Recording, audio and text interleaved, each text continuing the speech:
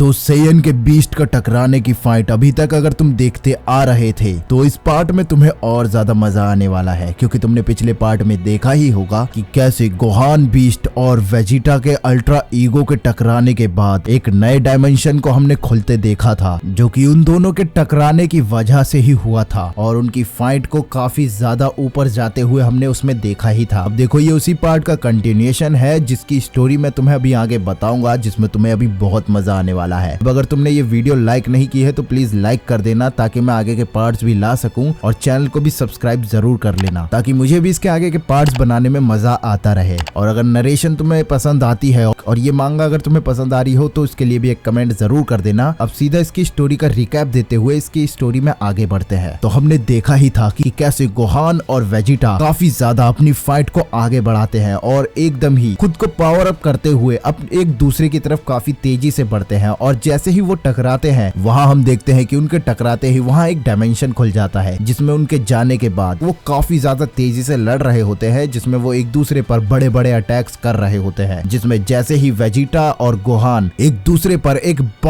Powerful attack करते हैं, जिसमें वेजिटा का अटैक होता है हक्काई फाइनल फ्लैश और गोहान का होता है बीस्ट मसेंको, जिसमें वो दोनों अपने अटैक्स को काफी तेजी से एक दूसरे की तरफ फेंकते हैं, जो कि उस डायमेंशन में काफी तेजी से एक दूसरे की तरफ बढ़ रहा होता है। और वो अटैक वहाँ काफी ज्यादा पावरफुल भी दिखाई दे रहा होता है, क्योंकि ये इन दोनों का शायद से सबसे बड़ा और नया अटैक होता है। जो भी अभी तक उन्होंने अटैक्स किए थे उनमें ये सबसे बड़े अटैक्स दिखाई दे रहे होते हैं। अब यहाँ इन दोनों के अटैक काफी तेजी से एक दूसरे से टकराते हैं और ये अटैक उसी डायमेंशन में काफी तेजी से फैलते हुए एक दूसरे से टकराते ही वहाँ पर काफी तेजी से रोशनी और एनर्जी को छोड़ते हैं, जिसकी वजह से वो डायमेंशन भी दोबारा टूटने लगता है जैसे कि वो कांच से बना हो, और उस डायमेंशन में भी कांच की तरह क्रैकेस आ जाते हैं। लेकिन ये दोनों अभी भी अपने अटैक में ध्यान दिए होते हैं और उस अटैक को और ज्यादा पावरफुल बनाते हुए एक दूसरे के अटैक में टकराने में लगे होते हैं और बिना रुके अपने हाथों से एनर्जी को लगाते हुए एक दूसरे की तरफ धकेल रहे होते हैं। और वो अपनी काफी जान लगाते हुए उन अटैक्स को एक दूसरे की तरफ फेंक रहे होते हैं, जहां उनके अटैक्स आपस में काफी तेजी से टकरा रहे होते हैं, जहां उसी बीच उसी डायमेंशन में कई सारे क्रैकेस काफी तेजी से पड़ने लगते हैं और वो डायमेंशन भी धीरे धीरे और टूटता हुआ चला जाता है। और आगे हम वहीं देखते हैं कि कहानी अब गोकू की तरफ जाती है, जहां गोकू अभी भी वहीं खड़ा होता है जहां इन दोनों की फाइट हो रही थी, और वो इन दोनों को ढूंढने में लगा होता है अपनी उस पावर सेंस करने की पावर से। लेकिन वो उन्हें ढूंढ नहीं पाता और कहता है कि मैं उनकी की को फील नहीं कर पा रहा हूँ, उनकी की बिल्कुल भी महसूस नहीं हो रही है, जैसे कि वो यहाँ हो ही ना। और इसी से मुझे याद आया कि ये बिल्कुल वैसा है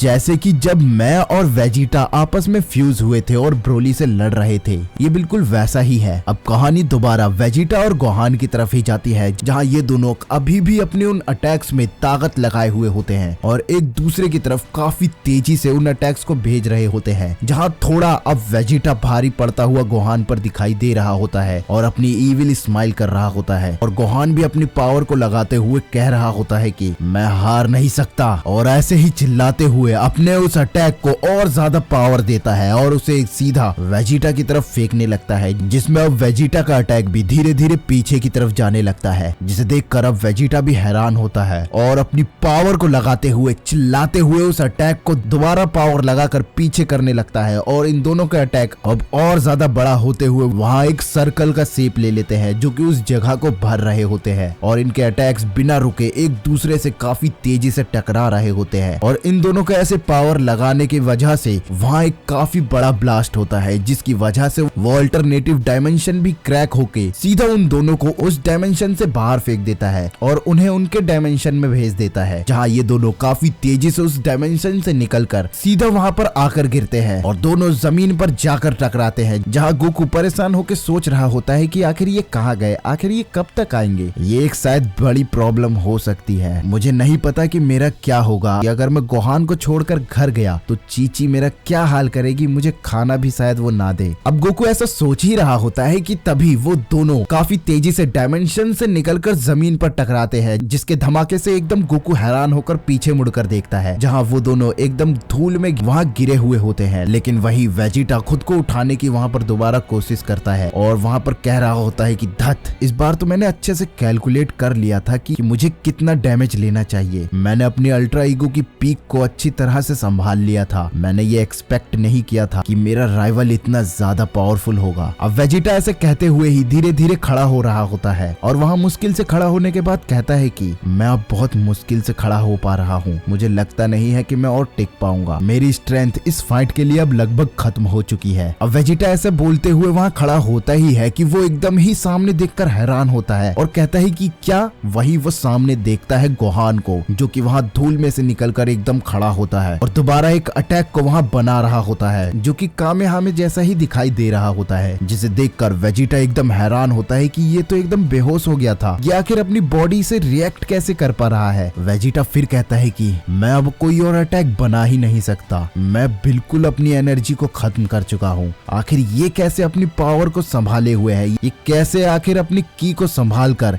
एक और अटैक बना पा रहा है। अब वेजिटा ऐसे चिढ़ने के बाद चिल्लाकर कहता है कि चलो अब अटैक करो मुझ पर अपनी पूरी पावर से, जितनी भी तुम में बची है। अब गोहान अपनी बॉडी की पूरी पावर को निकालते हुए उस की में झोंक देता है और उस अटैक को सीधा वेजिटा की तरफ भेजता है, जो कि काफी तेजी से वेजिटा की तरफ जाती है और ये अटैक काफी ज्यादा बड़ा दिखाई दे रहा होता है, जिसे वेजिटा रोकने की कोशिश करता है अपने दोनों हाथों को आगे करके और उस अटैक को वहां पर खाने के लिए तैयार होता है। लेकिन हम वही देखते हैं कि गोकू अपनी जगह से काफी तेजी से हिलता है और सीधा वहां उस अटैक के सामने आ जाता है और अपने सुपर सैयन 3 वाले फॉर्म में होता है और मुस्कुराते हुए अपने हाथ को उस अटैक के सामने रखकर उस अटैक को अपने हाथ से ही रोक देता है, जिसे वो लगभग पूरी तरीके से खत्म सा कर देता है, जिसे देखकर वेजिटा एकदम हैरान होता है और चिढ़ा हुआ होता है, जिसकी वजह से वेजिटा अब गुस्से में आग बबूला हो चुका होता है और कहता है कि आखिर तुम यहाँ क्या कर रहे हो। फिर गोकू कहता है कि ये कुछ ज्यादा ही डेंजरस हो रहा था, ये ऐसा दिखाई दे रहा था कि तुम एक दूसरे को इस फाइट में खत्म करना चाहते हो, अगर तुम इस फाइट को दोबारा कंटिन्यू करते तो शायद ये अर्थ बहुत ज्यादा डेंजर में चला जाता तुम दोनों की वजह से। अब वहाँ गोकू अपने पावर को धीरे धीरे करते हुए नॉर्मल फॉर्म में आता है और मुड़कर वेजिटा को देखते हुए कहता है कि क्या तुम ठीक हो। अब जैसे ही गोकू वेजिटा को पीछे मुड़कर देखता ही है कि वेजिटा एक पावरफुल पंच गोकू के चेहरे पर दे मारता है, जिसे खाकर गोकू सीधा तेजी से जाकर चट्टान से टकराता है और वेजिटा वहाँ उसे पंच मारते हुए कहता है कि बेवकूफ, मैंने तुमसे पहले ही कहा था कि मेरी फाइट के बीच में बिल्कुल मत आना। अब देखो ये पार्ट 5 भी यही खत्म होता है और शायद से ये इस फैन मांगा का आखिरी पार्ट है, यानी इसकी ये एंडिंग स्टोरी थी। बाकी इसके कुछ और पेजेस अगर आते हैं तो मैं उसे जरूर कवर करूंगा। बाकी अगर ये तुम्हें पार्ट पसंद आया हो तो प्लीज वीडियो को लाइक कर देना, ताकि अगर आगे के पार्ट्स आते हैं तो मैं उसे भी ला सकूं, और चैनल को सब्सक्राइब कर लेना ताकि तुम आगे भी वीडियो देख सको। और तुम्हें ये पार्ट कैसा लगा कमेंट करके जरूर बताना। तो